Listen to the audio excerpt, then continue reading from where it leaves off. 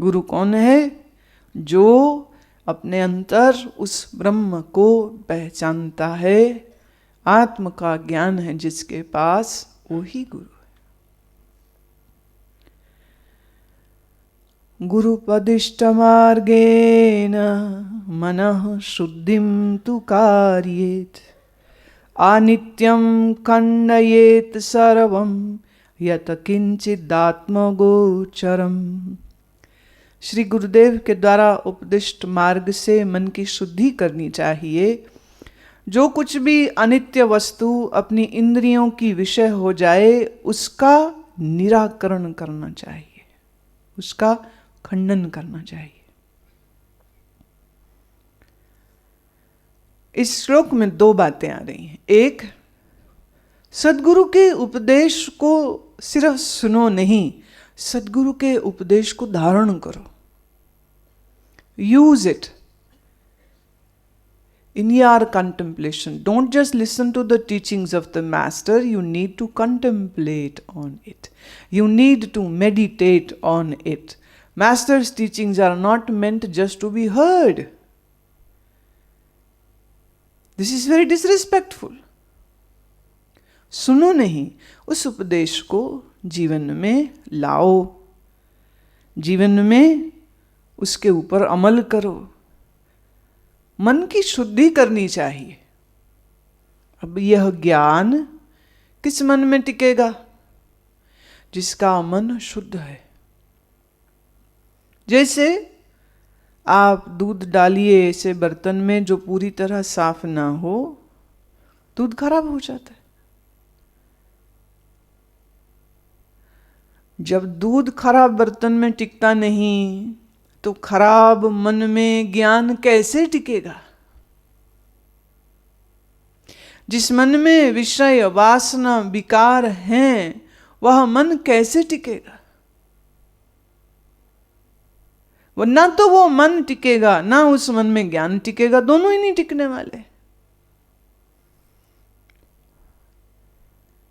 ख्याल रखना, गुरु के सन्मुख तुम आओ उसके पहले तुम्हें अपने मन की शुद्धि पर बड़ा जोर देना चाहिए।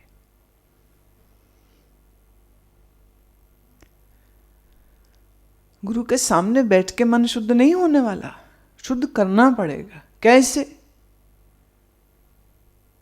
इसी श्लोक में कहा, अनित्यम खंडेत सर्वम यत किंचित जितात्म गोचरम। अपनी इंद्रियों से जो कुछ विषय संसार को देखे उसका खंडन करे कि यह मिथ्या है।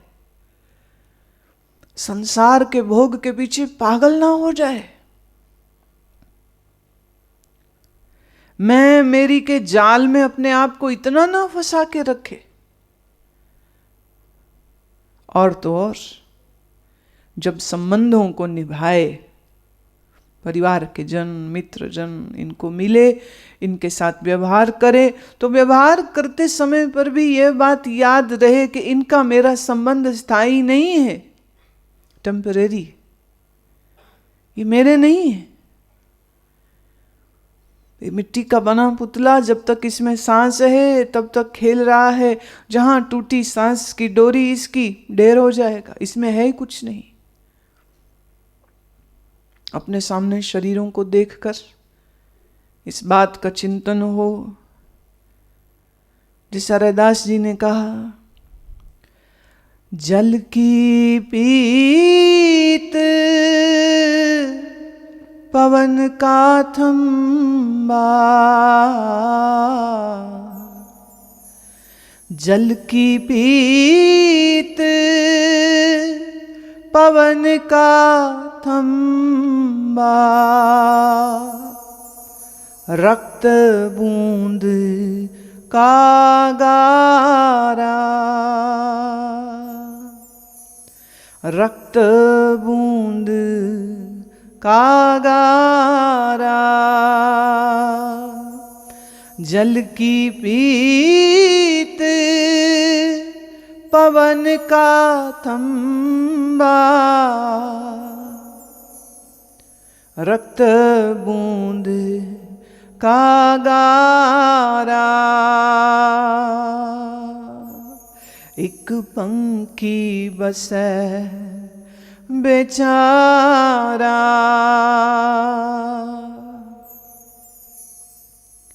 क्या है शरीर? मांस, हड्डी मांस का ये थैला है क्या? जल की भीत, जल की दीवार जैसे खड़ी हो, हवा का खंबा जैसे खड़ा हो, जिसके अंदर खून का, मज्जा, अस्थियों का गारा है। ये शरीर, इससे ज्यादा तो कुछ भी नहीं। तो अपने शरीर को भी ऐसा ही देखे और दूसरों के शरीरों को भी ऐसा ही देखे। अपने शरीर को भी मरण धर्मा देखे, दूसरे के शरीर को भी मरण धर्मा देखे। जो मर गए उनको याद करे, वो चले गए, हमने भी चले जाना। कहां से आए पता नहीं, कहां जाएंगे पता नहीं, इसका ख्याल करे, इसका चिंतन करे। याद करिए उस समय को जब आपका कोई प्रियजन मरा था, पिता, माँ, भाई, बहन, पड़ोसी, कोई मित्र। तो उसकी लाश को देखकर लोग रोते हैं। रोना तो आ जाता है, पर विचार नहीं आता कि जैसे ये मरा ऐसे हमने भी मर जाना। चिंतन नहीं आता कि जैसे इसको खबर नहीं थी कि ये मर जाएगा, ऐसे हमको भी खबर नहीं कि हम कब मर जाएंगे। ये ज्ञान का चिंतन होना चाहिए। है ना अजीब बात? हम लोग अपने आप को मौत से इतना दूर रखते हैं, हम उसके बारे में ना देखना चाहते हैं, ना सोचना चाहते हैं। इसीलिए तो हमारे शमशान घाट घरों से, गांव शहरों से दूर किनारे पर होते, शहर के बीचों बीच नहीं। दिल्ली या बॉम्बे जैसे महानगरों में अगर शमशान आपको बीच में दिख रहे हैं तो इसलिए नहीं कि वो बीच में बनाए गए थे, इसलिए कि समय के साथ आबादी इतनी बढ़ गई, इतनी बढ़ गई कि आज शमशान लगता है जैसे शहर के बीच में। तो भी जब कभी शमशान के आगे से निकलना पड़ जाए, हम ऐसे निकल जाते हैं जैसे कुछ देखा ही नहीं, कुछ देखा ही नहीं, हम कुछ समझना ही नहीं चाह रहे। कभी किसी की मौत की खबर मिल जाए तो मजबूरी में जाना पड़ता है, अन्यथा जाने की इच्छा नहीं होती। कहते वहां भी क्या जाना, सब रो रहे होंगे, मन बड़ा खराब होता है, मेरा मन फिर अच्छा नहीं रहता कई दिन तक, मैं नहीं जाना। कहीं लाश निकल रही हो ना मोहल्ले से, तो बच्चों को माएं फटाफट घर के अंदर कर लेती, कहीं बच्चा मुर्दा ना देख ले। मृत्यु जैसी कीमती चीज से हम अपने बच्चों को दूर रखते। हम उनके साथ बैठ के विचार नहीं करते, क्योंकि हम ही विचार नहीं करते। हर आदमी, हर औरत ऐसे ही जी रहे हैं जैसे कभी मरेंगे ही नहीं, कभी मौत आनी ही नहीं। है ना कितनी असंभव सी बात। कौन है जो पैदा होके मरा नहीं?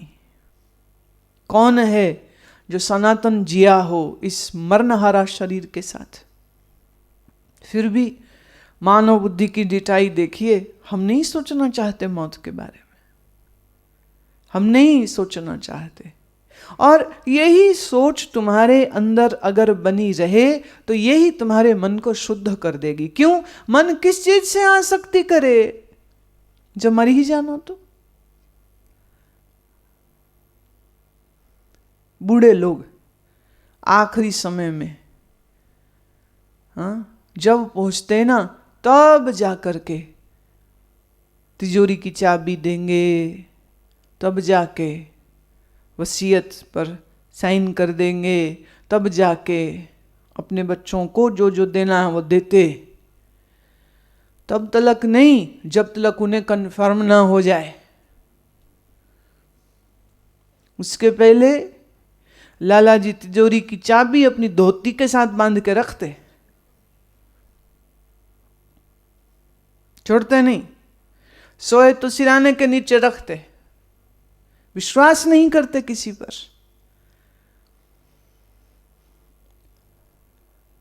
पर यहां बात हो रही है अनित्यम खंड्येत सर्वम। जब भी तुम संसार के विषय को देखो तो उसका खंडन करो, यह जानो ये सदा नहीं रहेगा। अपने बच्चे से खेल रहे हो तो उस समय पर भी ये चिंतन अगर रहे कि कब निकल जावे श्वास, इसका तो मुर्दा हो जाएगा। तुम सोचने से भी डरते हो इस बात को। सोचते हो तुम कभी? कभी नहीं सोचते हो ऐसे।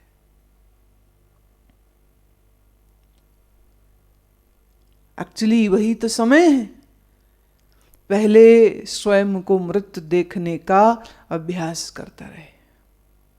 एक तरह से योग निद्रा में ये बहुत अच्छे से हो सकता है, क्योंकि शरीर को विश्राम में ले जाते शरीर ऐसा पत्थर सा हो जाता है कई बार। उस समय पर इस वृत्ति को जगाए कि देखो ये अब शरीर पड़ा, एक दिन ऐसे ही बिना श्वास का ये मृत पड़ा हुआ होगा। योगासनों के अभ्यास में बार बार शवासन कराया जाता है, बार बार शवासन कराया जाता है। शवासन में पड़ा हुआ इंसान है तो शरीर शव, ये याद उसको रहे। फिर दोबारा आसन करता है, क्योंकि जब तक जीवन चल रहा है शरीर को स्वस्थ रखना चाहिए, ऊर्जामयी रखना चाहिए। पर ऊर्जामयी रखने का अभ्यास करते हुए पर भी बीच बीच में शवासन। एक अज्ञानी व्यक्ति ने मेरे से कहा, जो योग करते रहते हैं उनका शरीर में कितनी आसक्ति है। मैं नहीं, उनकी आसक्ति बिल्कुल नहीं है, हो ही नहीं सकती। तुम्हें लगता होगा कि वो शरीर को स्वस्थ रखना चाह रहा है, नहीं, वो शरीर को स्वस्थ किसी आत्म सिद्धि के लिए रखना चाह रहा है। आत्मज्ञान हुए बगैर जो मर गए तो सूअर गधा होके कहीं पैदा होगे।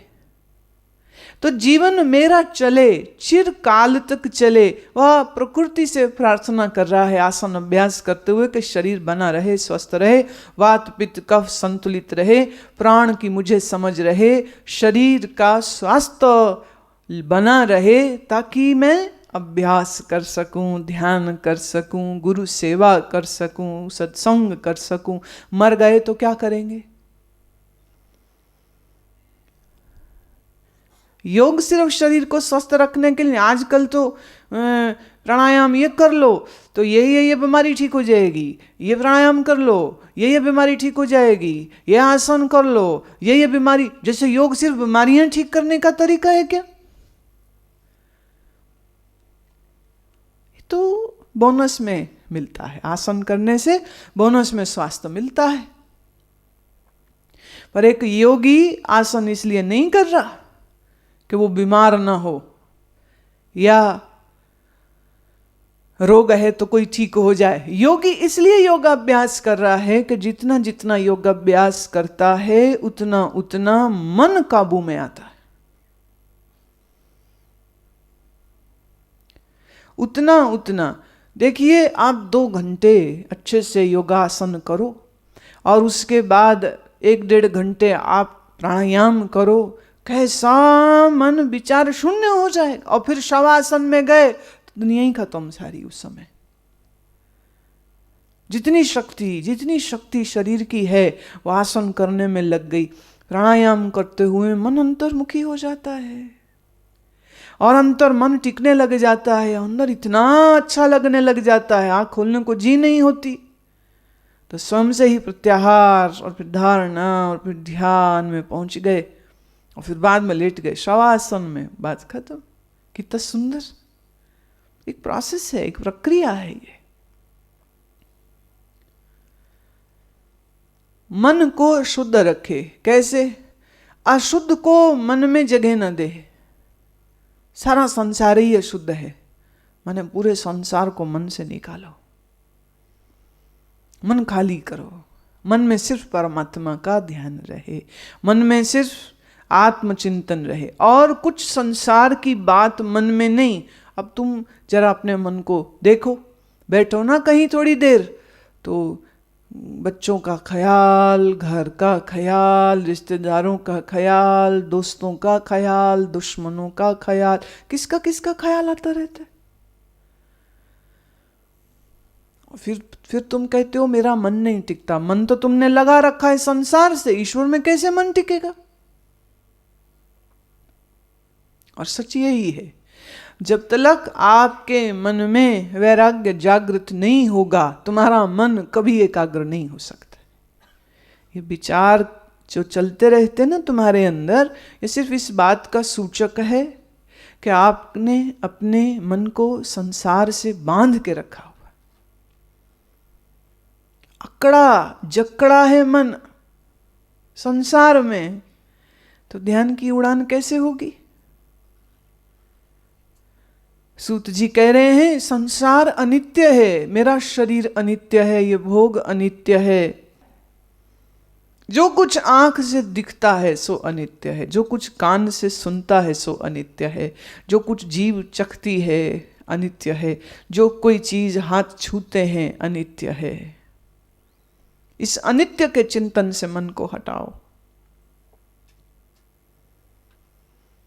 आंख खुलेगी, चीजें दिखेंगी। देखो, उसी क्षण ज्ञान की तलवार से मन की कोई पकड़ ना बनने दो, बन जाए तुरंत काटो। और देखो, अपने मन को बराबर देखो, कहां कहां मन तुम्हारा पकड़ बना लेता है। कभी कभी और तो और छोड़िए, यहाँ आश्रम में, हॉल में कई लोग जगह के साथ पकड़ बना लेते हैं, ये जगह तो मेरी है, तेरी कहां से हो गई?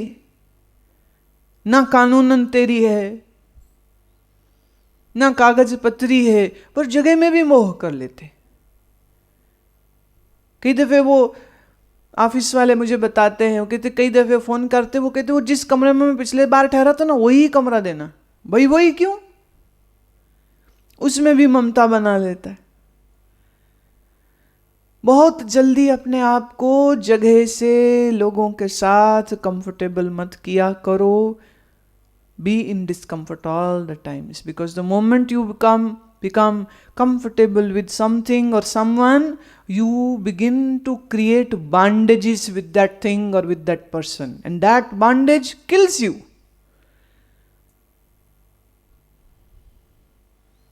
पकड़ न बनाने दे।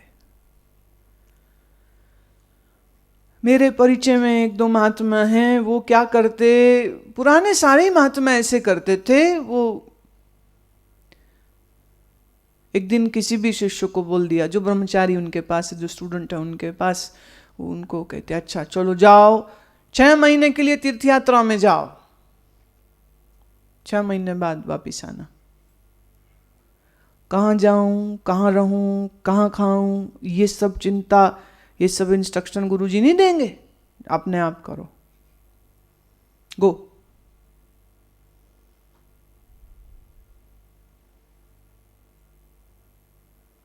साधु इंश्योर्ड जिंदगी नहीं जीता है, इसलिए तो साधु है, इसकी जिंदगी एडवेंचर। जाओ। एक बार एक मैं आश्रम में थी, मैंने पूछा एक संत के विषय में, वो कहाँ हैं? कह रहे जी उनको तो गुरुजी ने तीर्थ यात्रा में भेज दिया। थोड़े ही दिन बाद वो लौटे, मालूम हुआ वो कोई 8 महीने बाद वापिस आए थे। मैं कहाँ रहे? बोले बद्रीनाथ में। तो जब भी वो आए तो उनके बदन पे खाली एक टाट बंधा हुआ था, नहीं तो भगवे कपड़े पहनते, खाली टाट। मैं ये क्या? कह रहे असल में वहां जब गया भी पैदल, हरिद्वार से बद्रीनाथ तक पैदल गए, तो जाने में ही 2 महीने लग गए। बोले जब वहां गया तो वहाँ साबुन चाहिए कपड़े धोने के लिए, जगह चाहिए, फिर सुखाने के लिए चाहिए, फिर एक सुखाओ एक पहनो, एक जोड़ा और चाहिए, फिर स्वेटर चाहिए, शॉल चाहिए। कह रहे तो यहाँ से जब निकला तभी मन बना लिया कि वहाँ की सर्दी को झेलने लायक अपनी चमड़ी को मैं कर लूँगा। ये निश्चय से गया वो। तो यहाँ से जाते जाते जाते पैदल चलते चलते अपने जो भी कुछ वस्त्र थे वो रास्ते रास्ते में वो छोड़ते ही चले गए। और जब तक बद्रीनाथ पहुंचे, बोले पहले देखो बुद्धि तो इस्तेमाल करनी पड़ती है। 1 हफ्ते वो एक धूणे के पास, साधु लोग धूणे पे बैठते हैं, वो धूणे के पास ही वो बैठे रहे और दिन में 2 बार 3 बार अलकनंदा के ठंडे जल में स्नान करते थे। चमड़ी को ट्यून कर लिया उन्होंने, तो अब कपड़ों की दास्ता कौन करे? तो खाली टाट बोरी काट के उसी को उन्होंने अपनी कमर में लपेट रखा था, बस, और कुछ भी नहीं। खाएंगे क्या? जिसको खाने की चिंता है। मैं सोऊंगा कहाँ? जिसको सोने की चिंता है वो साधु थोड़ी है। जिसको शरीर की सुख सुविधा की चिंता है वो साधु थोड़ी है। और गुरु ने भेजा, जाओ तीर्थ, तीर्थ मतलब तितिक्षा, तितिक्षा करो। और मेरे हिसाब से ये एक बड़ा अच्छा नियम है, बहुत अच्छा नियम है। और आजकल के चेले इतने कच्चे हैं, ये अगर उनको कह दें कि जाओ तो वहीं रोने लग जाएंगे, कैसे कहाँ, कैसे कहाँ। पर अपने अंदर टटोलना चाहिए। इस समय जितने भी लोग बैठे हैं और सुन रहे हैं वो इस बात को समझें। सोएगा कहाँ? बोले धरती पर। खाएगा क्या? माता भिक्षाम देही, भिक्षा कर लेगा। भिक्षा में मिल गया बहुत अच्छे, और अगर भिक्षा में भी अन्न न मिले कोई बात नहीं, जल पी करके छुट्टी। जो लोग इस तरह रहते हैं वो वनस्पतियों का ज्ञान बड़ा अच्छा रख लेते हैं। स्वामी प्रकाशानंद जी बता रहे थे, कुछ एक वृक्ष ऐसे हैं, कहते हम लोग उनके पत्ते तोड़ते, पत्थर से उनको कूट लेते, और वो जो पत्ते का कूटा हुआ गुदा होता, बोले उसी को चबा करके खा जाते, ऊपर से पानी पी लिया, बात खत्म, रोटी की जरूरत ही नहीं। भैंसे गाय क्या खाते? घास। और हम भोजन करेंगे तो ठीक रहेंगे, भोजन नहीं करेंगे हम मर जाएंगे। ये भी आपकी सिर्फ एक मिथ्या धारणा है। ये भैंस गाय ये कौन सा भोजन करते? घास ही खाते। कितनी ताकत है इनके शरीर में, आपसे ज्यादा वजन है, आपसे ज्यादा अच्छा इनका शरीर होता है, दूध भी देते हैं ऊपर से। भैंस अपना दूध स्वयं थोड़ी पी रही, आदमी पीते या उसका जो बच्चा होगा वो पीते। क्या खाती? कौन सा प्रोटीन, कौन सा विटामिन खाती भैंस? कुछ भी नहीं, घास खाती बस। हमारा मन ये सोचता है कि ये खाऊंगा तो स्वस्थ रहूंगा, नहीं खाऊंगा तो बीमार हो जाऊंगा। बस यही सोच तुम्हें बीमार करती। कितने ही महात्मा वो इस तरह जब तीर्थ यात्रा में निकलते हैं, वो साथ में कुछ बहुत ज्यादा सामान खाने पीने का, ये थोड़ी कि बोरे बोरे भर के वो सामान मने ठेले में साथ में लाद के जा रहे हैं, कुछ भी नहीं। एक झोली होगी बड़ी से बड़ी, झोली में क्या होगा? शायद एक जपमाला होगी, शायद कोई एक छोटा सा ग्रंथ होगा, ये नहीं कि खाने पीने का सामान रखा। और बात बोलूं, साधु ही इस तरह नहीं जाते थे, एक समय तो गृहस्थी भी इसी तरह जाया करते थे। तीर्थ यात्रा आजकल तीर्थ यात्रा तो पिकनिक हो गई है। ट्रक, कार, बस सब पहुंच जाती कहीं भी, हेलीकॉप्टर पहुंच जाता है केदारनाथ, अमरनाथ। ये तीर्थ यात्रा थोड़े। तीर्थ यात्रा का अर्थ होता था जहां आप शरीर को मुश्किल परिस्थितियों में भी रखें, रहना पड़े तो रहते हो, खाना पीना इसकी सोच नहीं रहती है, सात्विक जीवन, तपोमयी जीवन रखते हुए कम खाना, कम सोना। और सोने के लिए बिस्तर सिराना नहीं, कहीं भी थोड़ी सी घास बिछाई और अपनी बांह का सिराना किया और सो लिए। ऐसे को धन की जरूरत थोड़े है ना, कोई जरूरत नहीं। किसी विषय की गुलामी ना करे। और मन में ये सोच ना आने दे कि ये ना मिलेगा तो मैं जीऊंगा कैसे। अपनी आवश्यकताओं को कम करो, दौड़ को कम करो। और ध्यान से देखोगे तो आपकी मेहनत से और ईश्वर कृपा से जितना धन आपके पास हो चुका है, I think so should be sufficient. और जैसे काम कर रहे हो उतना तो चक्कर चलता ही रहेगा, क्या दिक्कत है उसमें? क्यों दौड़ भाग करते रहते हो दिमाग से? कुटिया है छोटी तो भी अच्छी, मकान बड़ा है तो भी अच्छा, पुश्तैनी मिल गया और भी अच्छा, नहीं मिला ये भी अच्छा।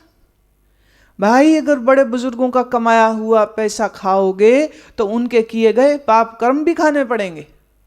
हाँ, कई बार कितने लोग लड़ते हैं इस बात के लिए, बाप ने मुझे कुछ दिया नहीं। तुम ये नहीं जानते हो, बाप ने जैसे भी कर्म से वो धन कमाया हो, वो धन को जो खाएगा, बाप ने जिस पाप कर्म से या पुण्य कर्म से उसको अर्जित किया था, उसका हिस्सा भी तुम्हें भोगना पड़ेगा। तो अगर ना मिले पुश्तैनी तो अच्छा ही है। रूखी सूखी खाए के ठंडा पानी पी, देख पराई चौपड़ी ना तरसामी जी। संसार के विषयों का खंडन करे और निरंतर मन की शुद्धि करे। कैसे होगी शुद्धि? संसार और अपने शरीर को अनित्य जानना, ये मन को शुद्ध करता है। कैसे होगा आत्मज्ञान? जब मन शुद्ध होगा। मन शुद्ध कैसे होगा? जितना तुम संसार का मिथ्या चिंतन करोगे। जगत मिथ्या है, ये निश्चय जितना अंदर बनता चला जाएगा, सच तो यह भी पूरा जीवन एक खेल हो जाता है। जब तक है, नहीं है, नहीं है। दोस्त है, बहुत अच्छी बात, खेलो दोस्त से। धन है, खेलो धन से। नहीं है, खेलो इससे, खेलो गरीबी से।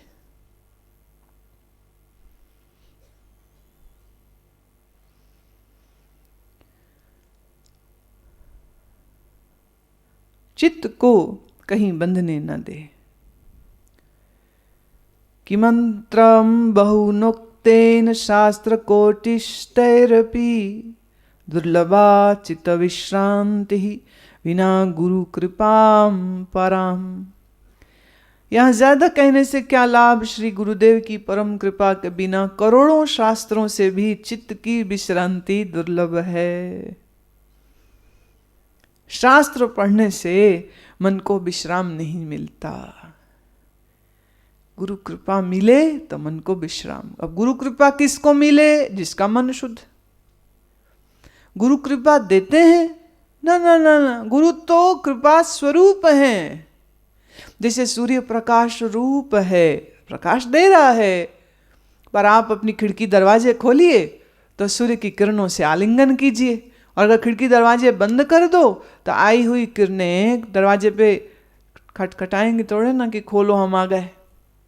ऐसे ही गुरु तो कृपा मूर्ति है, वो तो कृपा कर रहा है। जरूरत तो आपको अपना दिल खोलने की है। गुरु को क्या अच्छा लगेगा? तुम्हारी चालाकी, तुम्हारे झूठ, तुम्हारा पाखंड। सच तो यह है, तुम इतनी जल्दी पकड़े जाते हो जैसे मां बच्चे को पकड़ लेती। बच्चा जब अपनी मां से झूठ बोल रहा होता है ना, किसी भी बात के लिए बोल रहा हो, मां को दिख रहा होता है कि झूठ बोल रहा है,